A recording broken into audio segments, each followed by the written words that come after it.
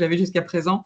Comme indiqué par Tatiana, donc moi je m'appelle Marie Beau, je travaille au service économique donc de l'ambassade de France au Canada. Je suis basée ici à Ottawa et on couvre pas mal de problématiques à travers l'ensemble du territoire canadien. On va y revenir pendant la présentation. De mon côté, j'ai prévu, et je vais partager mon écran, une petite présentation davantage macroéconomique sur la présentation en quelques mots du marché canadien et la relation bilatérale avec la France, et puis avec un focus particulier sur les dernières slides autour du cognac. Je suis en train de partager mon écran. Est-ce que vous pouvez juste me confirmer que ça fonctionne? On voit bien. Super. Bon. Ouais. Excellent, merci beaucoup. Je commence la présentation. Donc la présentation, comme je vous le disais, en 3 temps. Tout d'abord, donc quelques mots sur le Canada en lui-même et qui donne quelques caractéristiques également en complément du marché canadien. Pour ceux et celles qui ne connaissent pas bien et qui n'ont pas familier avec le pays. Tout d'abord, en termes de superficie, et ça a son importance parce que ça peut présenter aussi des défis en matière de logistique et d'infrastructure. Le Canada est le territoire, le deuxième pays le plus vaste du monde après la Russie. Et donc avec aussi un ensemble de saisons qui peuvent l'accompagner et des hivers qui sont plus ou moins rugueux, on va dire, à travers le territoire et qui peuvent poser des challenges en matière de transport de marchandises. Mais sachant que la plupart du temps sera acheminé il y a des grands ports sur la côte est et également du côté ouest à Vancouver, de part et d'autre du territoire canadien, et puis un transport essentiellement, je dirais, routier ou par voie aérienne entre les différentes provinces. L'importance du Canada à avoir en tête, c'est que on est sur donc le Canada, un pays, un État fédéral, mais composé aussi de 10 provinces et 3 territoires qui posent aussi ces challenges en matière d'accès au marché, puisque donc vous avez le marché canadien dans sa globalité, mais on a plus tendance à indiquer, nous, services économiques, et Jean Toussaint pourra aussi, ainsi que Manny Lai, vous le confirmez à travers leur présentation, tendance à indiquer que vous avez à travers le territoire au total 13 marchés individuels, puisque chaque province donc a ses propres compétences, a son propre gouvernement. Hein. Vous avez un premier ministre pour chaque province, des ministères des Finances, des administrations en termes de commerce, des agences aussi économiques en termes de relations et de dynamisme économique d'investissement, et donc autant d'interlocuteurs. Et ce qui montre aussi qu'à travers ces 10 provinces, et je pense que c'est Business France et Manny Lai qui y reviendra, où on pourra en parler pendant les questions et réponses, ces 10 provinces présentent aussi parfois des réglementations différentes en termes d'accès au marché pour les vins et spiritueux, et peuvent aussi avoir et mettre en place leurs propres mesures qui peuvent être considérées comme des mesures allant à l'encontre du CETA ou des mesures discriminatoires, on y reviendra, notamment pour les vins et spiritueux. J'y reviendrai quand on parlera du CETA. En tout cas, bien prendre en compte que vous avez en face de vous le marché canadien, mais qui est réparti en réalité sur 10 provinces et 3 territoires. En termes de caractéristiques, donc vous avez 2 langues officielles, le français et l'anglais. Le français exclusivement, je dirais, réservé et pratiqué à l'unanimité au Québec. Pour l'anglais, ce sera davantage votre langue de travail avec vos interlocuteurs sur l'ensemble du reste du territoire, et notamment pour tout ce qui est contractualisation et passation de courant d'affaires. Dernier point peut-être intéressant, c'est la spécificité démographique actuelle du Canada, qui a une croissance démographique très rapide ces dernières années, donc plus 3% de croissance en 2023, qui a un peu ralenti en 2024, mais c'est assez énorme, qui s'explique notamment par une politique migratoire qui a été très ouverte ces dernières années pour combler et faire face à la pénurie de main-d'œuvre à laquelle faisait face le Canada.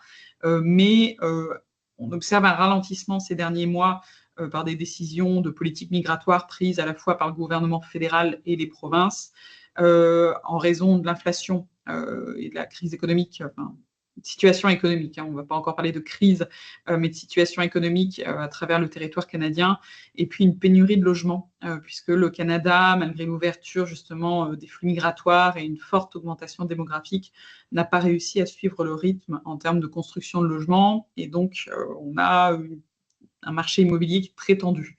Donc, ils ont pris la décision ces derniers mois de ralentir justement le nombre de visas et d'autorisations, en tout cas de flux migratoires entrant sur le territoire canadien.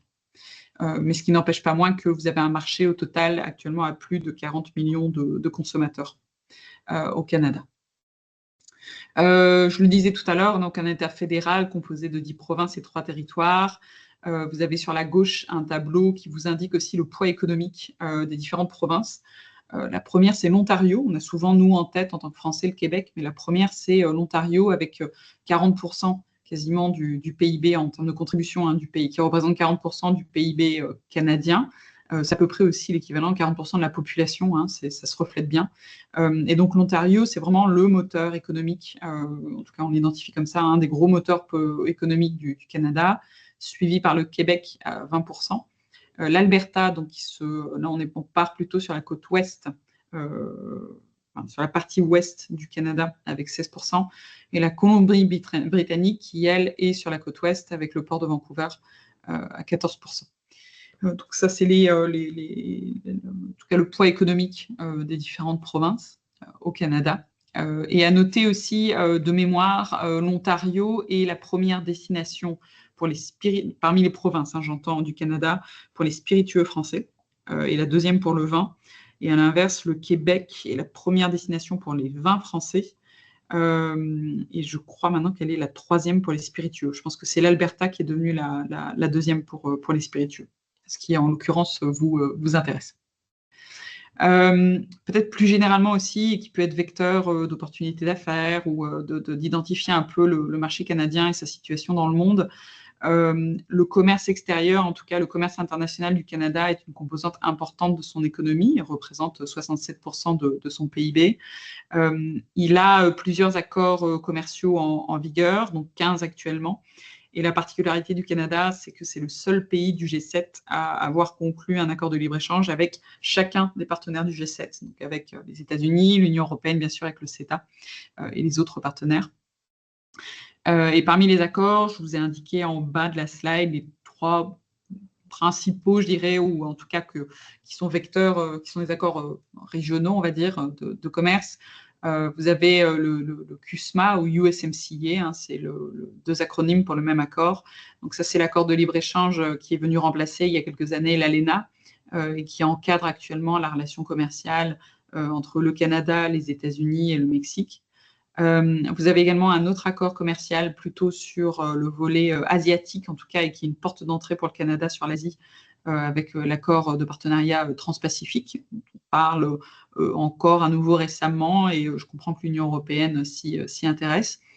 Et puis, bien entendu, le CETA, qui fera l'objet du cœur de la présentation aujourd'hui, donc l'accord de commerce entre l'Union européenne et le Canada, et qui est entré en vigueur de manière provisoire depuis 2017.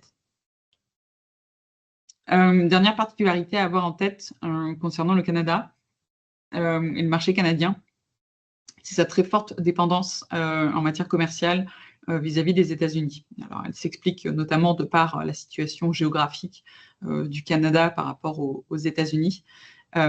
Et elle n'est pas négligeable puisque vous avez 76% des exportations totales du Canada qui sont dirigées vers les États-Unis, 62% des importations, donc plus de la moitié, du Canada proviennent des États-Unis. Et donc, au total, on a quasiment 70% des échanges commerciaux du Canada qui se font avec les États-Unis.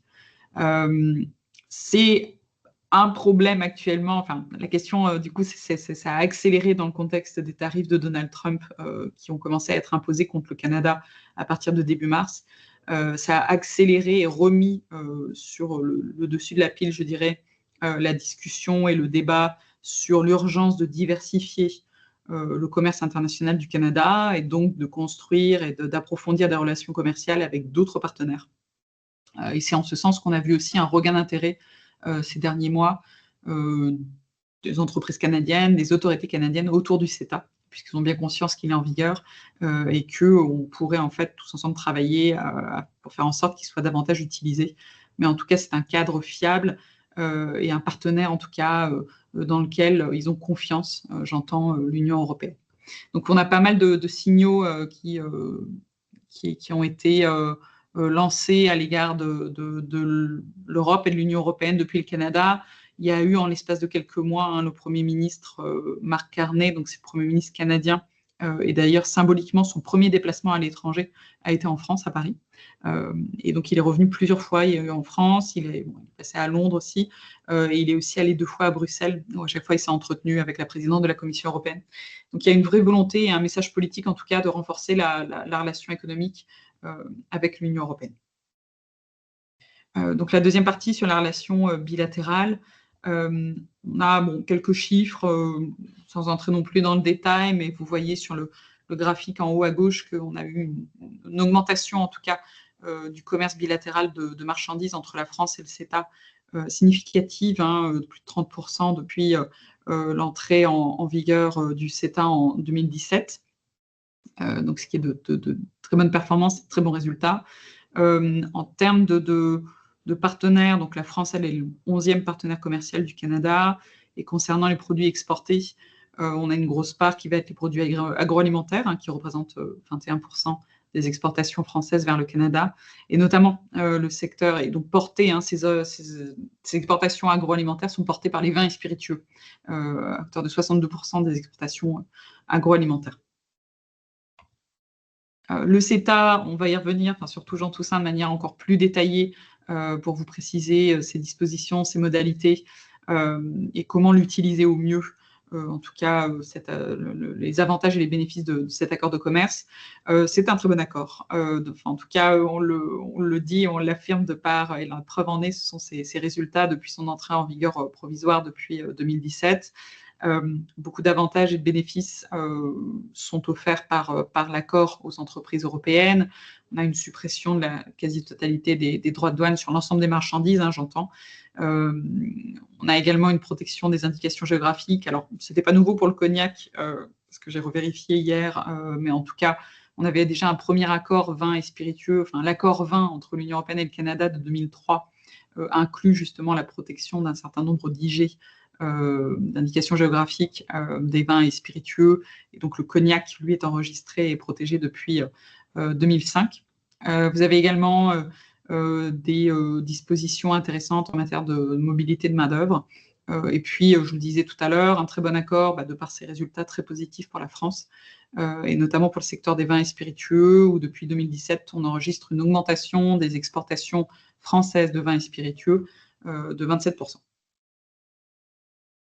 Dernier point, avec un focus spécifique, je suis allée chercher les derniers chiffres en matière d'exportation pour le cognac. Donc, on a un marché canadien, lui, qui est marqué par la stabilité des exportations ces dernières années. J'ai sorti les chiffres depuis 2017 parce qu'on dit toujours que c'est l'entrée en vigueur du CETA. Mais bon, vous, dans votre situation et sous le contrôle de Jean Toussaint, avec qui on avait fait un point rapide, il n'y a pas eu de changement par rapport au CETA pour le cognac en termes de droits de douane, d'application et d'exemption de droits de douane. Ce qu'on observe ces dernières années, à l'exception de 2022, qui a été une année record pour votre secteur, c'est qu'on a une stabilité dans les exportations françaises de cognac vers le Canada, avec en moyenne 38,6 millions d'euros par an qui sont exportés. Et puis vous avez le détail, et le dernier chiffre pour l'année 2024, on est à un peu plus de 35 millions d'exportations. Là où c'est intéressant à l'heure actuelle, et c'était dit en introduction de l'ouverture de ce webinaire, et là où ça peut basculer et créer, je pense, des opportunités d'affaires, et nous, on essaye aussi d'attirer l'attention des producteurs et des exportateurs français de vins et spiritueux, c'est la situation du marché canadien ces derniers mois, et notamment l'impact du boycott des boissons alcoolisées américaines au Canada. Alors, vous n'êtes pas sans savoir que donc Donald Trump impose des politiques tarifaires assez sévères sur l'ensemble à l'encontre de l'ensemble de ses partenaires dans le monde. Pour le Canada, depuis mars, il y a des droits de douane qui ont été imposés sur les marchandises canadiennes. Et en réaction, le Canada, alors il faut savoir qu'en termes il y a eu aussi les provocations, vous l'avez peut-être en tête, autour de la souveraineté, sur la souveraineté du Canada, avec le 51e État, et Donald Trump qui, de manière répétée, menace de vouloir annexer le Canada. Tout ça, ça a créé un électrochoc, en tout cas chez les Canadiens, et puis un fort sentiment aussi d'agression verbale et au niveau du sentiment d'appartenance au pays, qui fait qu'il y a eu à la fois, donc, de manière assez générale, un boycott des produits américains qui a été largement relayé et adopté par les consommateurs canadiens. Et pour les alcools et les boissons alcoolisées, il y a eu, ça c'est très fort, un retrait de l'ensemble des boissons américaines, des magasins de vente d'alcool au Canada, dans l'ensemble des provinces. Alors, à l'exception, et ça je le mets dans la première ligne, de l'Alberta et de la Saskatchewan, qui sont 2 provinces à l'ouest du territoire, et qui, elles, ont réintroduit depuis juin les produits américains. Mais sinon, sur le reste de l'ensemble du territoire, il y a toujours pas, les produits ne sont pas vendus. Sachant que ça, c'est permis aussi parce que je pense qu'on pourra y revenir, ou bien on pourra y revenir dans, je pense que Business France, les gens tout ça en parleront, la vente d'alcool au Canada est régie par chaque, et la distribution est régie par des monopoles qui sont organisés pour chaque province a son monopole. Pour le Québec, ça va être la SAQ, la Société des alcools du Québec. Pour l'Ontario, ça va être la LCBO. Et donc, chaque province, en fait, centralise en gros, le gros des importations en fait, de boissons alcoolisées et la distribution en fait, sur l'ensemble de la province. Et donc, en fait, c'est comme ça que ça a été effectif et immédiat. Donc, les boissons américaines ont été retirées des magasins. Et donc, en fait, on se rend compte que, en termes d'exportation, ça a eu un impact, puisque pour les spiritueux notamment, les États-Unis étaient le premier exportateur de spiritueux du Canada en 2024, avec 24% des exportations du Canada, en fait, des importations du Canada en spiritueux provenaient des États-Unis. Donc, en termes de part de marché, c'est énorme, hein, c'est quasiment un quart. Et il y a eu un effondrement ces derniers mois. Donc, quand on regarde les derniers chiffres disponibles en juin, il y a eu une chute de 80% des importations canadiennes de bière, vin et spiritueux depuis les États-Unis par rapport à juin de l'année d'avant, en 2024. Et sur le premier semestre, quand on cumule l'ensemble des importations, on a une baisse de 61% par rapport au semestre précédent. Donc, c'est en ce sens que nous, on l'identifie comme un vecteur possible d'opportunités pour nos entreprises françaises, sachant que, juste pour un petit mot pour la fin, hop, j'arrête le partage de l'écran et je reviens ici. Nous, ce qu'on identifie aussi, alors il n'y a pas d'effet automatique, hein, et vous le savez, parce que c'est pas parce qu'il y a un effondrement des exportations américaines vers le marché canadien qu'automatiquement des produits comme le cognac vont venir, parce que chacun a ses spécificités. Il faut prendre en compte aussi les tendances de consommation, les évolutions et ce qui se passe sur le marché.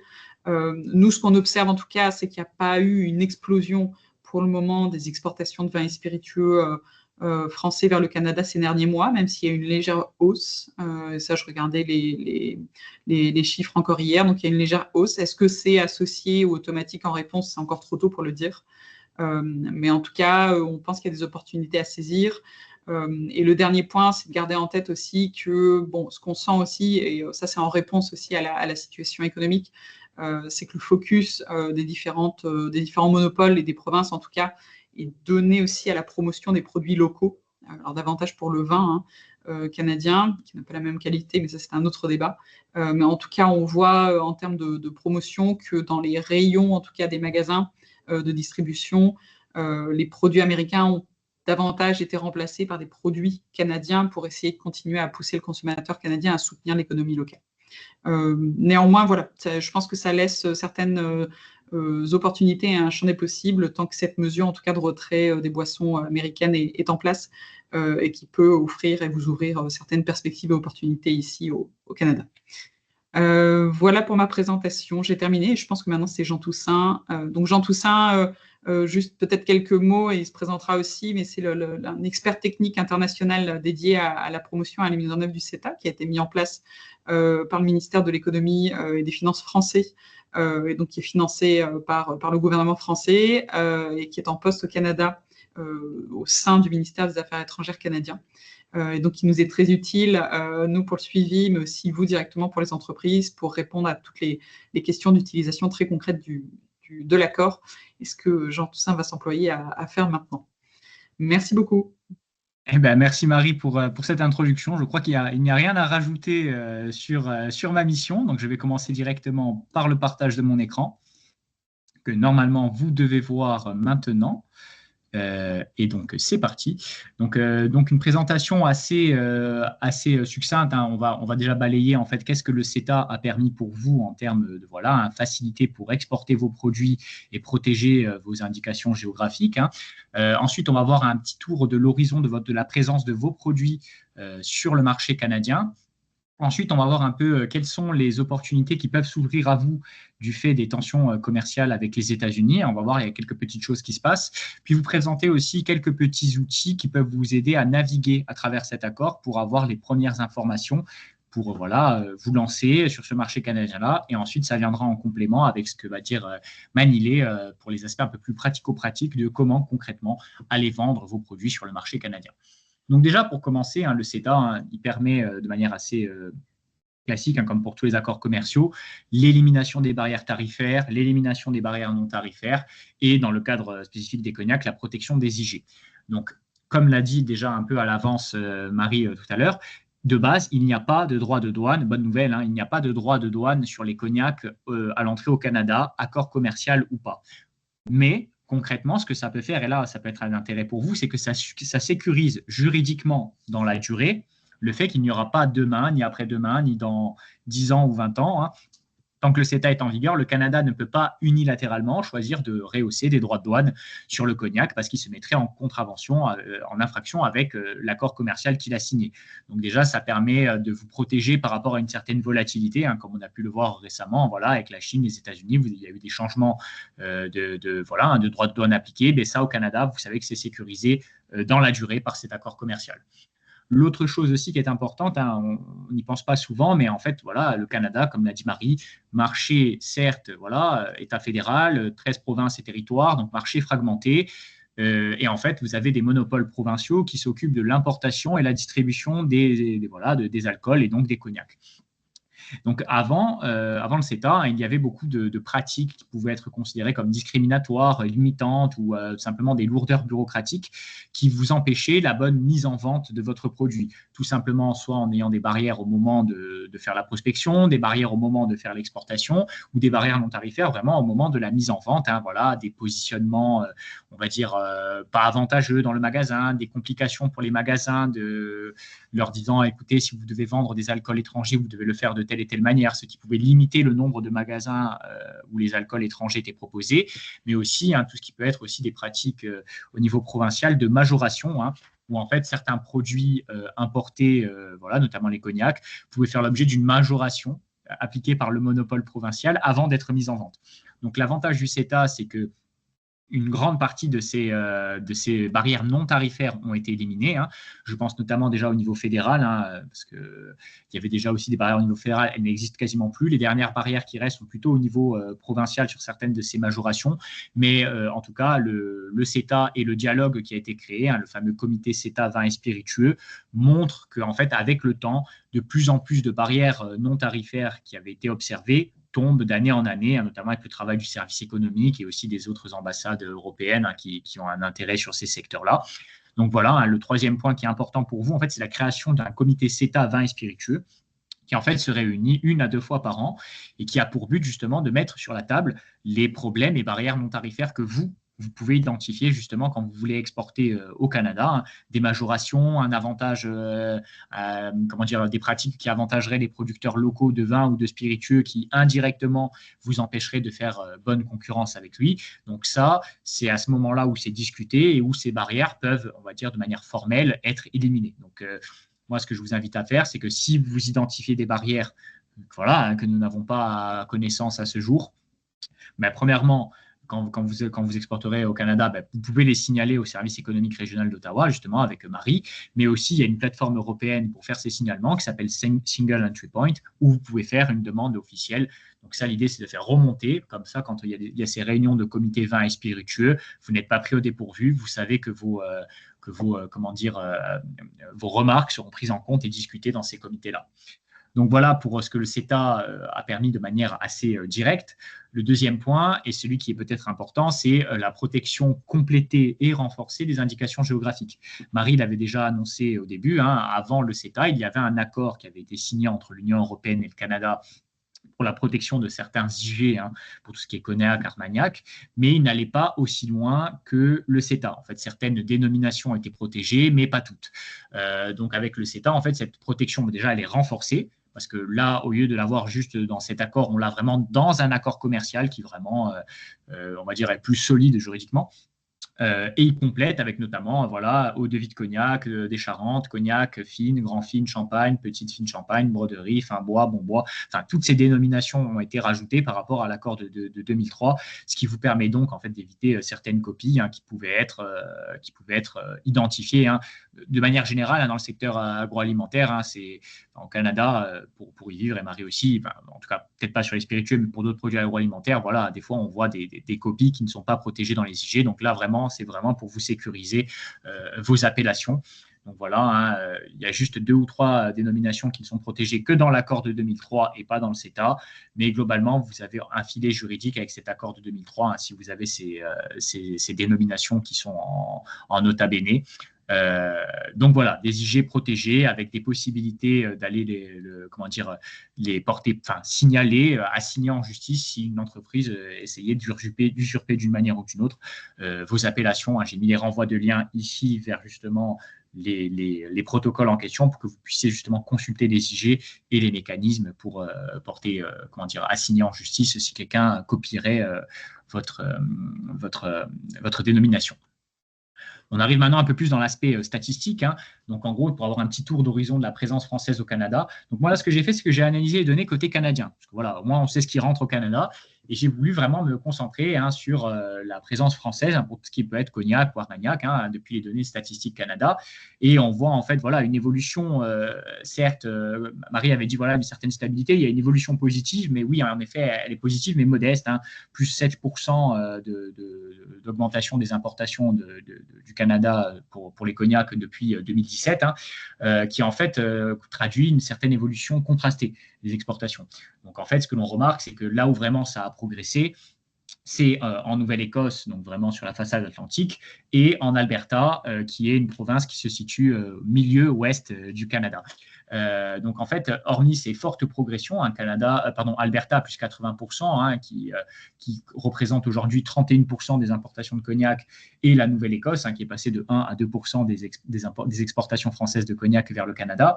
On remarque qu'ailleurs, ça a plutôt soit stable ou soit un petit peu baissé, hein, notamment en Ontario, alors que ça représente 40% de la population et du PIB, et le Québec, où ça représente environ un quart de la population et un quart du PIB du Canada. Donc, moi, le message que j'ai à dire ici, c'est que, en tout cas, à ce stade, les cognacs français ont fait leur petite percée dans l'Ouest canadien, hein, Alberta, Colombie-Britannique, hein, notamment en Alberta, comme vous l'avez vu, hein, qui est devenue la deuxième province d'importation du cognac.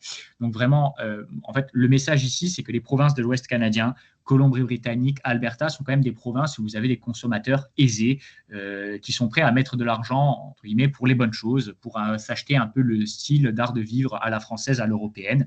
Et ça se trouve dans le cognac, mais en fait, tous les produits en fait, qui traduisent un certain art de vivre à la française, hein, tout ce qui est agroalimentaire, tout ce qui est mode, mais aussi tout ce qui est vin et spiritueux, on remarque que c'est vraiment dans ces provinces de l'Ouest où ça a bien pris depuis le CETA. Donc moi, le message que je peux vous dire ici, c'est si vous n'êtes pas de la partie, justement, montez dans le wagon parce que vous pouvez profiter de ça. Hein. On le rappelle, des consommateurs aisés. Hein. Ces provinces-là sont très dynamiques depuis une vingtaine d'années en termes de croissance économique qui se traduit sur l'augmentation des salaires.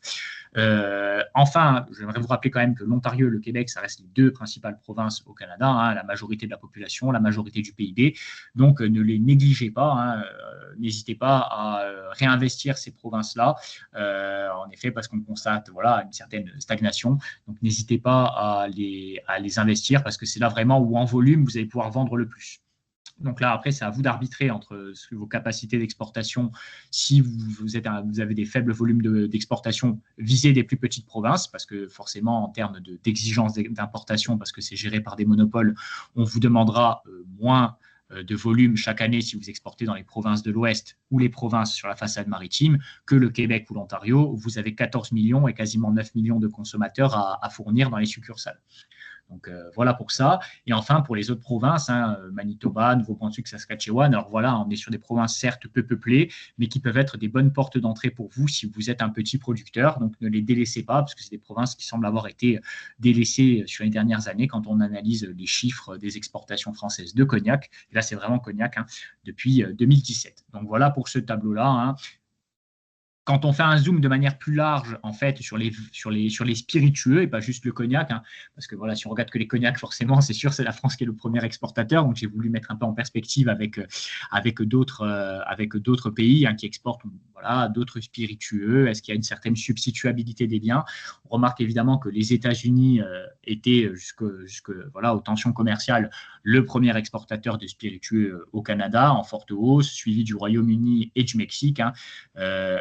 Parmi les pays européens, vous voyez que c'est l'Italie qui a beaucoup profité, qui a augmenté ses exportations depuis 2017 avec plus 76% de spiritueux.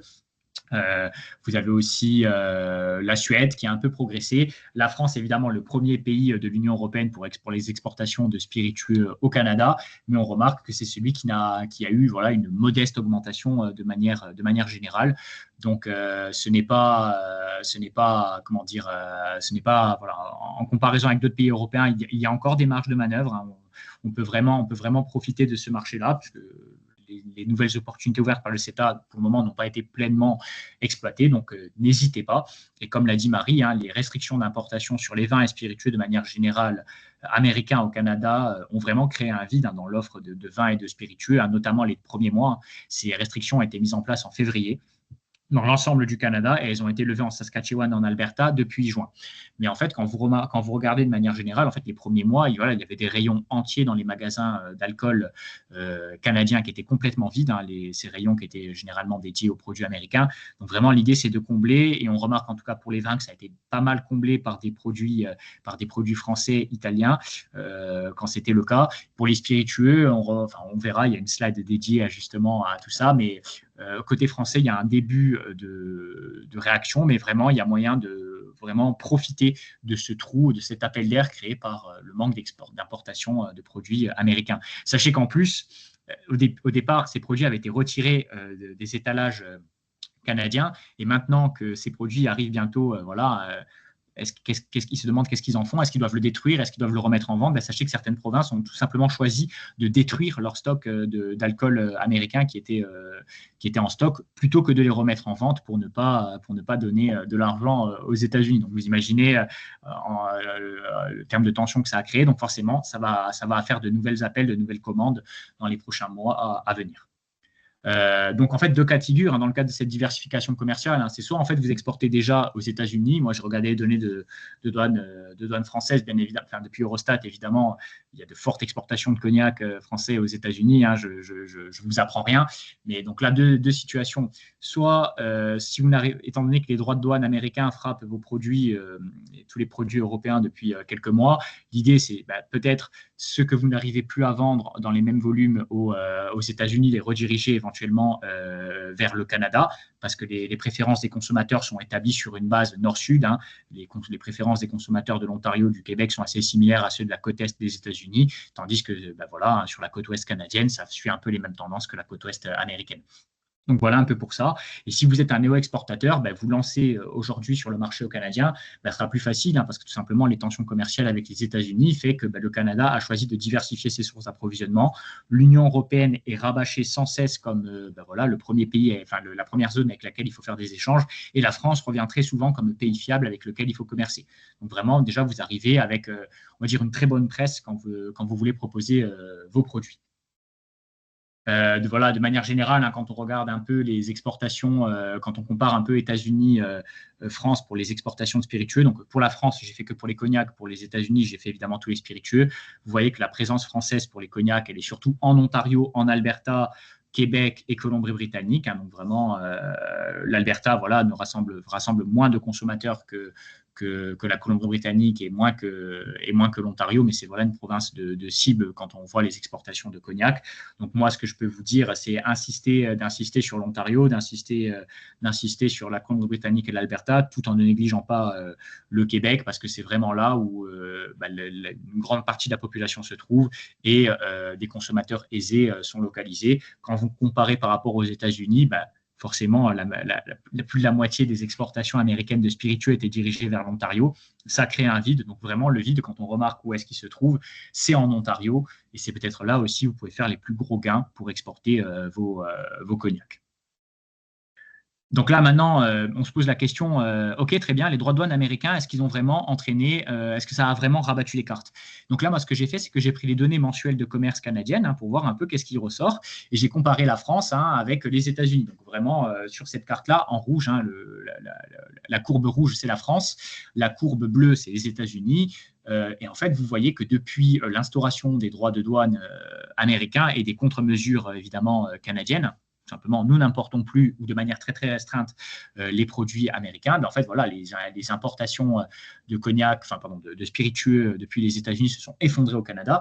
Et vous voyez que la France, il y a une petite hausse modeste. Il y a une petite hausse modeste aussi pour l'Italie. Vraiment, en tout cas pour le moment, des pays hors Union européenne qui profitent, ça a l'air d'être le Royaume-Uni. Donc ici, ce que l'on remarque, c'est que les exportations américaines de spiritueux S1 2025 comparé au S1 2024, ça a chuté de 55% en glissement annuel, tandis que les exportations françaises de cognac ont augmenté de 12% sur le premier semestre 2025 par rapport au semestre de l'année dernière. Donc, c'est une hausse qui est supérieure à la moyenne de l'augmentation des exportations depuis le CETA. Donc voilà, c'est vraiment quelque chose à profiter. Voilà, ces droits de douane américains semblent avoir créé un coup d'air. Pour le moment, est modestement utilisé par certains exportateurs de cognac. Donc, vous, si vous ne le faites pas, c'est le moment peut-être de monter dans le wagon. Et comme je l'ai dit, quand j'ai décomposé par province où est-ce que ces nouvelles exportations se dirigent, pour le moment, ça semble se diriger vers la Colombie-Britannique, l'Alberta et l'Ontario principalement, dans cet ordre-là. Donc, profitez aussi de ces provinces-là, comme je l'ai dit, consommateurs aisés, mais ne négligez pas l'Ontario, où c'est là où il y a la majorité des gens et la majorité du PIB qui se concentrent. Enfin, maintenant qu'on a balayé un peu ça de manière générale ici, ce que je vais faire, si vous ne le savez pas déjà, vous présenter quelques outils qui peuvent vous aider à naviguer à travers la régulation canadienne pour exporter vos produits. Donc, on va dire du plus généraliste au plus précis. Vous avez Market Access Conditions, qui est un outil développé par l'OMC, qui vous permet, quand vous rentrez votre produit, de vous donner un tour d'horizon assez rapide pour identifier les conditions de mise en marché au Canada et vous donner un peu la liste de toutes les régulations fédérales ou provinciales qui pourraient s'appliquer à vous et auxquelles vous devez être, on va dire, attentif avant de lancer votre processus d'exportation. Voilà, OK, l'étiquetage, comment est-ce que je dois faire? Donc, ça va vous donner un peu ça va vous faire les renvois de liens vers toutes ces questions, étiquetage, ceci, cela.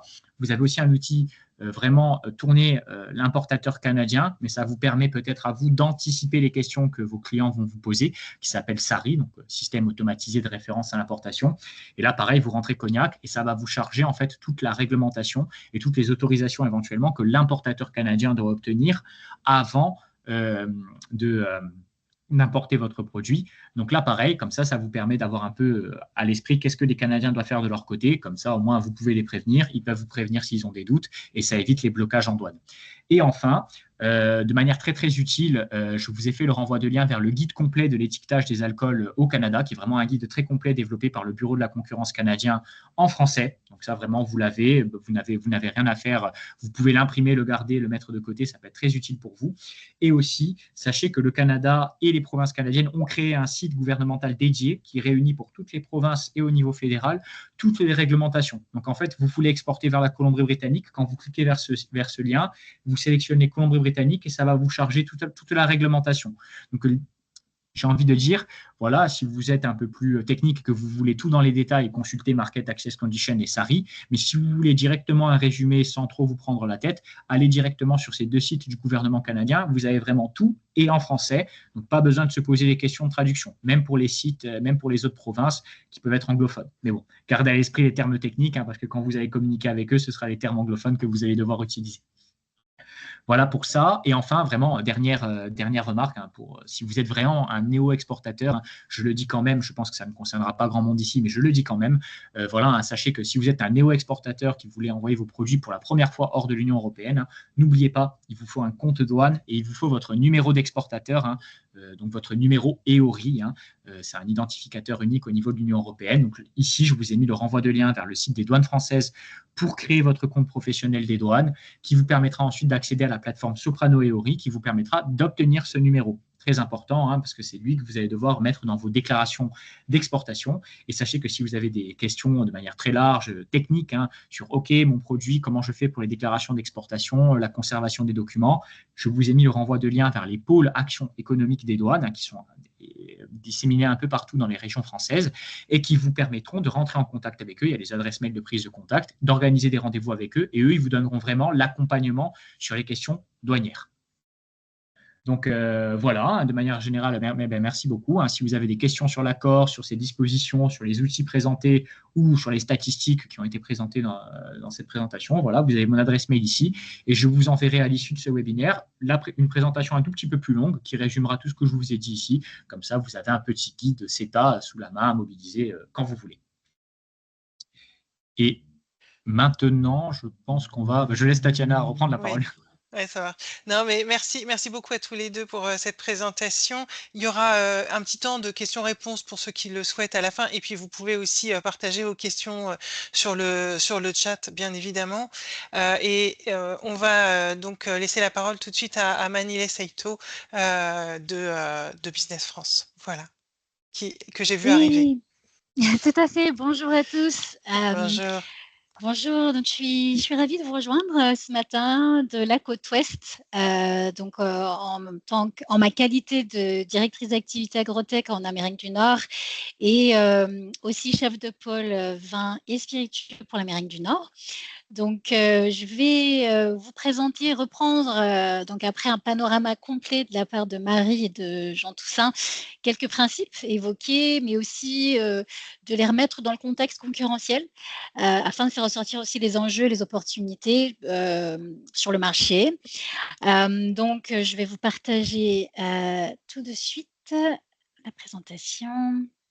Donc, pour certains participants, je crois savoir que vous pratiquez, enfin, vous êtes déjà sur le marché, donc ce sera peut-être quelques rappels pour certains.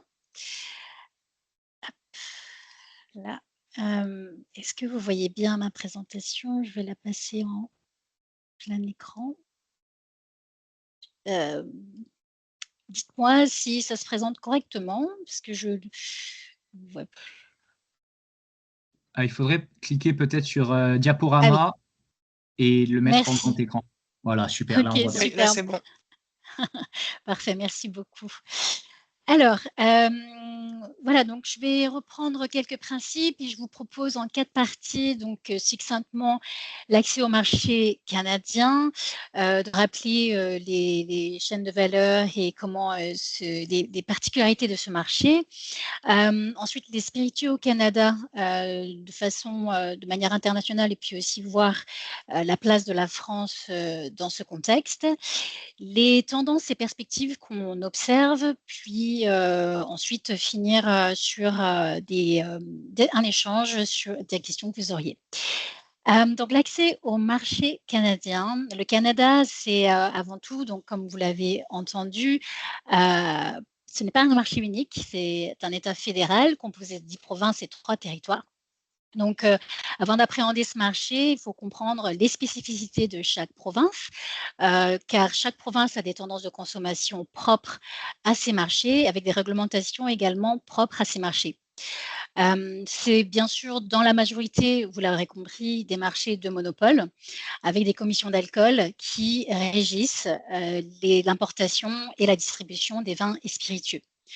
Donc la vente, cela étant dit, tend à se libéraliser, notamment dans les provinces d'Alberta, Colombie-Britannique, où on a ici des systèmes mixtes où le système privé cohabite avec le système public. Je vous ai mis ici les trois principaux monopoles des principales provinces qui concentrent à elles seules 75% des ventes d'alcool au niveau national, et vous l'aurez compris également de par la concentration de la population et donc de la consommation. Je voulais rappeler ici, dans les canaux de distribution, les rôles des intermédiaires, et à commencer par le rôle de l'agent de représentation, qu'on peut aussi définir comme un importateur.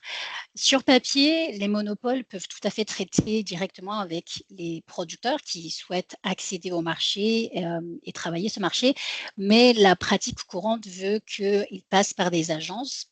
Et donc, ces agences doivent être habilitées par le monopole. Et ces agences sont en charge de la procédure administrative d'importation.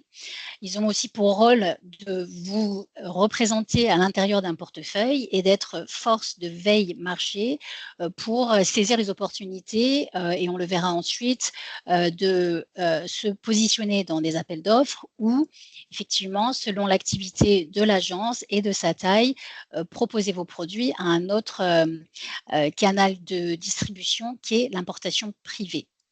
Donc, elle joue ce rôle de présélection et de filtre, et donc on verra que le choix de ce partenaire est assez crucial pour vous représenter au mieux et vous aider à appréhender et à comprendre les tendances du marché et les besoins actuels des monopoles. Pour ce qui est donc des monopoles, donc je vous ai ici simplifié sous un schéma le circuit en fait d'acheminement des produits. Donc on a le producteur français qui va donc être représenté par l'agent canadien. Et donc cet agent canadien va de deux choses l'une, d'abord présenter votre offre auprès des appels d'offres. Et donc, les appels d'offres par rapport aux importations privées, c'est à peu près 80% des parts de marché, surtout pour l'Ontario et le Québec. Et donc, l'agent va traiter, vous représenter auprès des monopoles. Si votre offre est retenue, le monopole va passer commande auprès de vous directement et va vous payer. Donc, en fait, c'est à ce moment-là que vous reverserez la commission à l'agence canadienne. Donc, ici, l'avantage sur ce marché, c'est qu'on est assuré d'un circuit sûr, puisque c'est un système public. Donc, le monopole s'engage à honorer votre commande. Donc, il y a deux types d'appels d'offres au sein des monopoles. Donc, on a LCBO et SAQ, et on a d'abord des appels d'offres sous listing général. Donc, listing général, c'est des produits courants. Donc, on va qualifier ça de volume important, notoriété également, très important comme critère de sélection, et avec des investissements budgétaires promotionnels assez importants. Donc, on va qualifier cette catégorie de prix-là entre 9 et 20 $. Donc, c'est un référencement continu à l'année et qui est donc propre à ces caractéristiques de listing général. On a ensuite ce qu'on appelle des produits de spécialité et vintage. Donc, vintage pour la partie ontarienne, enfin anglo-saxonne. Donc là, ça se distingue par tout de suite une sélection plus haut de gamme, une typicité, notoriété de produit, des volumes moindres. Et donc, ceux-ci vont être commandés, alors bien sûr, sur appel d'offres. Et si la vélocité des ventes s'avère satisfaisante, une reconduction de la commande peut être réalisée ou arrêtée également. Donc, c'est à l'agent de dynamiser ses ventes dans ces deux types d'appels d'offres. Et donc, une fois que ces appels d'offres, vous avez remporté un appel d'offres, vos produits sont distribués en succursale. On a ensuite l'importation privée, le système d'importation canadien, importation privée. Donc, ici, l'agent va en fait décider de compléter son portefeuille avec une offre qui ne sera pas vendue en succursale, mais bien auprès d'une clientèle de particuliers et de CHR, restaurants. Donc, bien sûr, l'agent doit être habilité à faire des importations, hein, toujours le monopole lui accorde cette licence. Et il a du coup des quantités moins volumineuses pour cette catégorie-là, de ce canal de distribution. Ça va à la caisse, 1, 2, 3, voire plus, et ça peut être reconduit. Donc, ce qui se passe lors de l'importation privée, c'est que le stock que l'agent va commander auprès de vous, le monopole va commander auprès de vous à travers l'agence, sera stocké dans les entrepôts du monopole. Cela étant dit, comme indiqué tout à l'heure, à nouveau, l'agent devra faire preuve de dynamisme pour écouler ses stocks de façon à ce qu'il n'y ait pas de pénalité parce qu'il y a un espace limité dans les entrepôts du monopole et donc il souhaite avoir une vélocité des ventes. Donc, à travers donc on avait dit tout à l'heure 80% à peu près de part de marché par rapport au volume de monopole et à peu près 20%, mais en croissance pour les commandes privées CHR. L'avantage aussi de commencer à percer le marché à travers l'importation privée, c'est que bien entendu, quand le monopole s'aperçoit de la vélocité de la vente d'un produit, il va forcément s'y intéresser et là, voir si il peut l'intégrer à son portefeuille. Donc, c'est aussi une manière de percer au niveau des succursales. Donc, je vous ai mis ici, pour information, les associations d'agences locales au Québec, pour Aspipa A3, en Ontario pour Drinks Ontario et EVSA pour la Colombie-Britannique.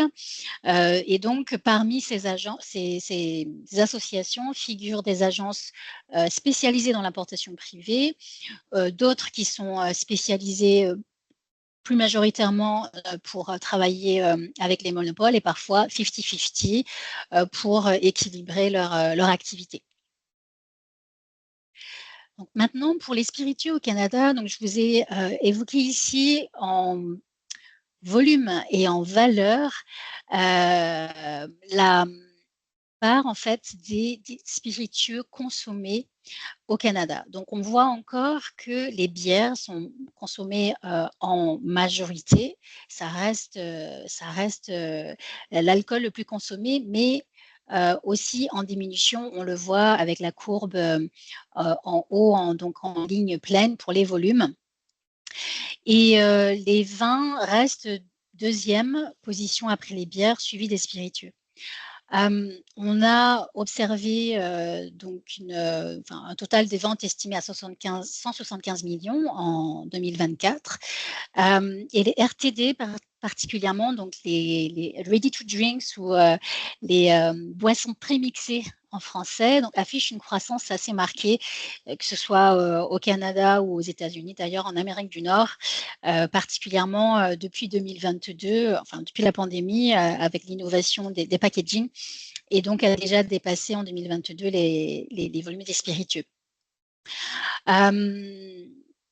Pour passer ensuite aux spiritueux les plus consommés. Donc, on a vu tout à l'heure dans la présentation que les pays qui exportaient le plus au Canada en 2024 étaient les États-Unis, Royaume-Uni, Mexique et France pour les 4 top premiers. Il faut savoir que dans la part de marché pour les spiritueux importés est de 53, à peu près 54%, et surtout avec des whiskies. Donc ici, dans ce graphique, je vous ai représenté les alcools blancs qui incluent également les gins et vodka. Suivi des alcools, des whiskies, voilà, 27%, qui détiennent les parts de marché importantes. Et on a à 3% ici tout ce qui est considéré brandy et cognac en orange. Donc, il faut aussi se rappeler que le Canada produit et les volumes de vente ont été à peu près de 46%, notamment produit son propre whisky, vodka, gin et rhum. Donc, quand on regarde les exportations françaises vers le Canada, je vais peut-être passer rapidement si ça a déjà été évoqué, mais on le voit tout de suite, les valeurs pour le cognac dépassent toute catégorie ici, mais on a effectivement une dynamique sur les brandies, donc hors cognac, vodka, sur le marché canadien et surtout en valeur pour le gin et la Genièvre qui dépassent les volumes exportés. Donc en fait, la valeur de cette catégorie dépasse les volumes et on a identifié une premiumisation sur cette catégorie et sur l'ensemble aussi des tendances de consommation. Donc, on a parlé aussi tout à l'heure beaucoup des 4 provinces principales du bassin de consommation, Ontario, Québec, Colombie-Britannique, Alberta. Là, je vous fais un petit focus sur le Québec avec la SAQ et ensuite l'Ontario pour vous démontrer qu'effectivement, dans le top 3 ici des catégories qui fonctionnent le mieux sont les liqueurs, en tout cas en part de marché, mais pas nécessairement en évolution annuelle. Liqueur, vodka, rhum.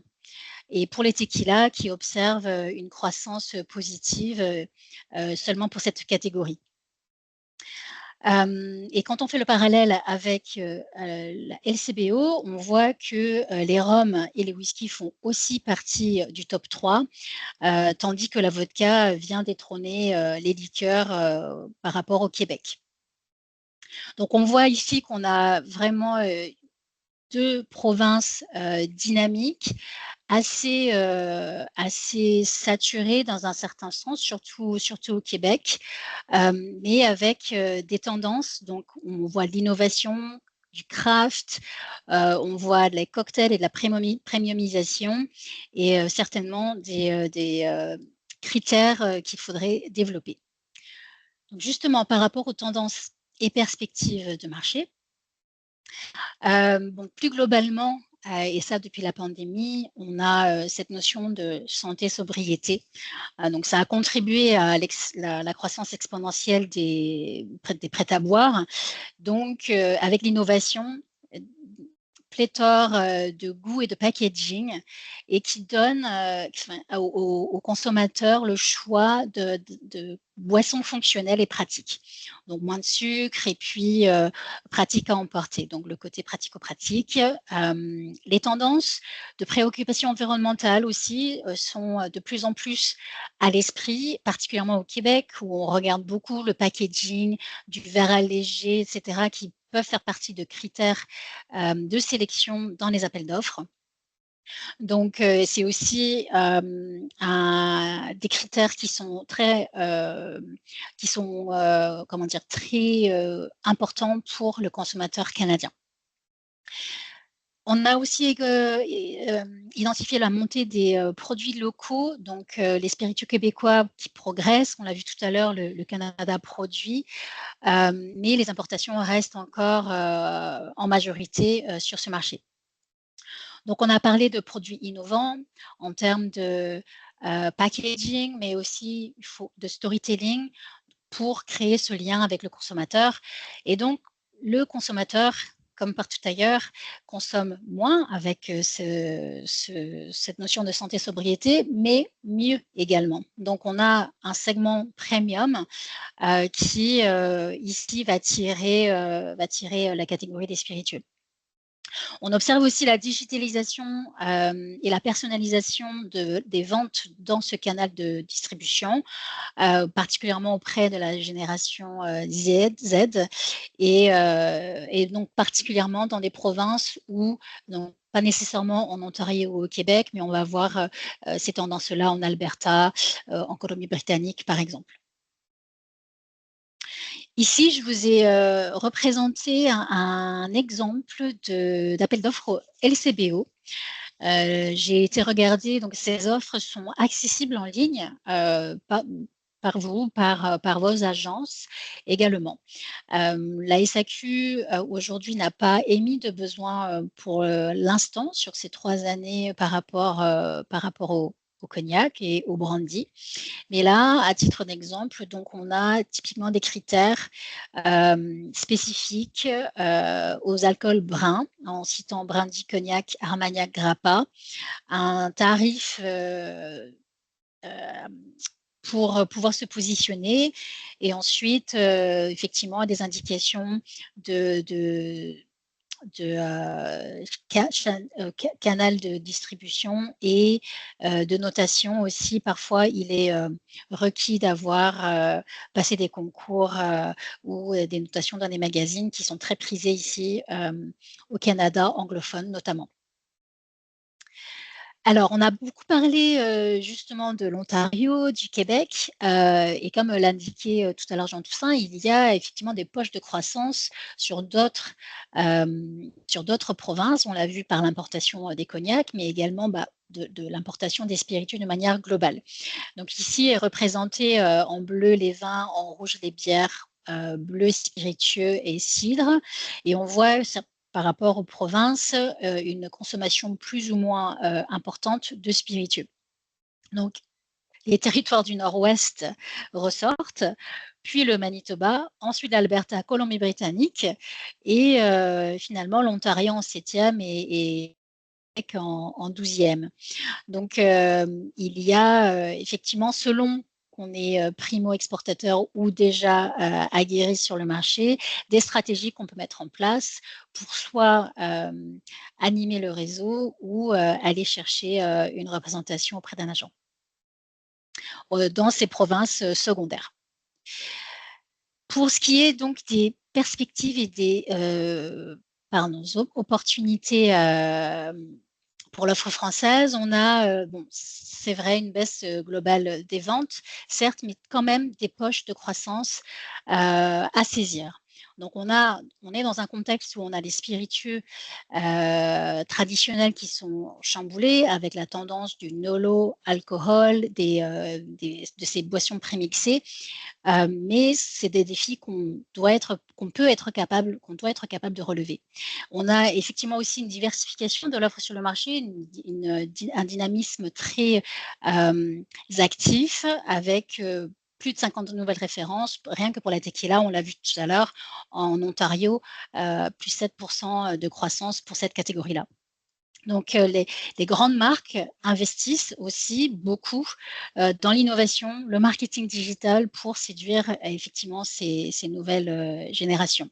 Donc, les opportunités pour l'offre française, c'est effectivement, pour les sans-alcool, on voit de l'innovation, mais surtout de l'innovation dans la façon de consommer, pas nécessairement dans le sans-alcool, dans la façon de consommer aujourd'hui les cognacs, par exemple, dans le craft, la mixologie et tout justement cette développement du on-trade qui revient et qui dynamise ce canal. Et donc, comme je le disais tout à l'heure, d'aller dans les canaux de distribution des marchés secondaires que sont les marchés autres que Ontario et Québec. Attention, ça ne veut pas dire qu'il ne faut pas aller dans ces provinces-là, simplement bien regarder dans sa situation, qu'on soit primo ou déjà sur le marché, et effectivement se poser les bonnes questions. Est-ce qu'on est capable de répondre à la demande en termes de volume? Quelle expérience est-ce qu'on a à l'international, à l'export de manière globale, puis sur ce marché ou aux États-Unis? S'assurer qu'on ait bien les outils de communication ficelés et solides pour exprimer votre identité, votre histoire, et ainsi accrocher donc soit un agent pour vous représenter, soit renforcer ce message à travers des actions de marketing, par exemple avec des événements spécifiques professionnels, mais aussi consommateurs sur ces différentes provinces. Donc, l'accompagnement du Business France pour ce faire, selon effectivement votre maturité à l'export, on peut vous, comme moi je le fais aujourd'hui, mais de façon très succincte, aller plus dans le détail sur la pratique des affaires en Amérique du Nord, comment avoir les clés de succès pour réussir ces entretiens, construire ses pitchs, décrypter son marché, c'est-à-dire comprendre son environnement concurrentiel plus en détail encore par rapport au prix, par rapport au marketing mis en place par d'autres marques, et ainsi définir son storytelling et son pitch. Et donc, une fois cet environnement réglementaire et concurrentiel appréhendé, on va construire avec vous une mission de prospection, soit en individuel, soit en collectif. Donc, en mission individuelle, il s'agit ensemble de voir quelles provinces sont les plus propices, les plus favorables et réceptives à votre offre. Et donc de décider de partir, de faire un ciblage géographique et de profil de professionnels. Et on a également pour 2026 quelques opérations, dont une Spirit Box pour faire déguster à des agences et aussi à des mixologues votre offre et la faire valider, notamment pour les primo-exportateurs. Bon, ce n'est juste qu'un échantillon de ce qu'on peut faire pour vous. On écoute bien sûr vos besoins, vos projets et votre maturité à l'export pour vous accompagner au mieux. Donc, j'ai à peu près couvert ce que j'avais à vous partager ce matin. Je vous passerai les annexes, mais je rends de suite la parole et je suis prête à prendre des questions s'il y en a.